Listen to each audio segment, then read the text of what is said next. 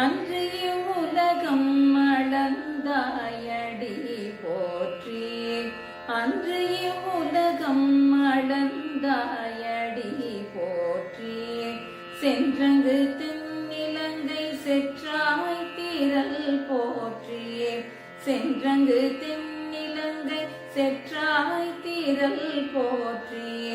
பொன்ற சகடம் உதைத்தாய் புகழ் போற்றி. பொன்ற சகடம் உதைத்தாய் புகழ் போற்றி. கன்று குணிலாய் எரிந்தாய் கடல் போற்றி. குன்று குடையாய் எடுத்தாய் குணம் போற்றி. வென்று பகை கெடுக்கும் நின் கையில் வேல் போற்றி. வென்று பகை கெடுக்கும் நின் கையில் வேல் போற்றி. என்றென்றும் உன் சேவகமே ஏற்றி பறை கொள்வான். இன்று யாம் வந்தோம் இறங்கேலோரெம்பாவாய். இன்று யாம் வந்தோம் இறங்கேலோரெம்பாவாய்.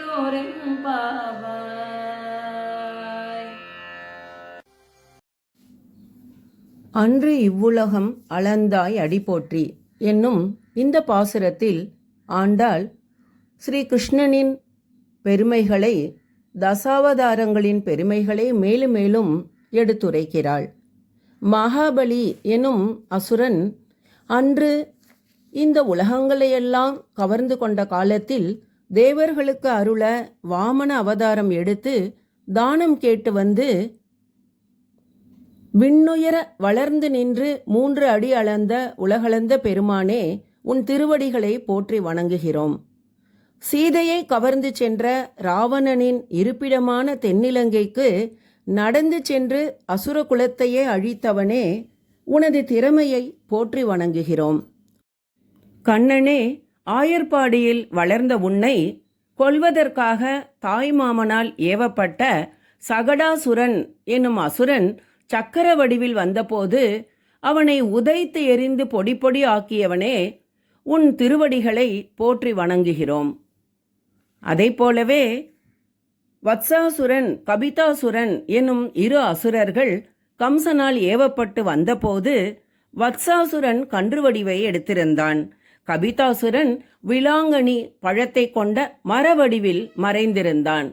உன்னுடைய திறமையால் வத்சாசுரனை கொண்டே கபிதாசுரனை அழித்த உன் வீர திருக்கழல்களை போற்றி வணங்குகிறோம்.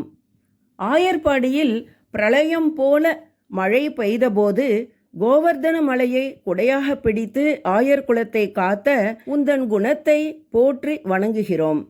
எதிரிகளை கொன்று அழிக்கும் உன் கையில் உள்ள வேல் எனும் ஆயுதத்தை போற்றி வணங்குகிறோம்.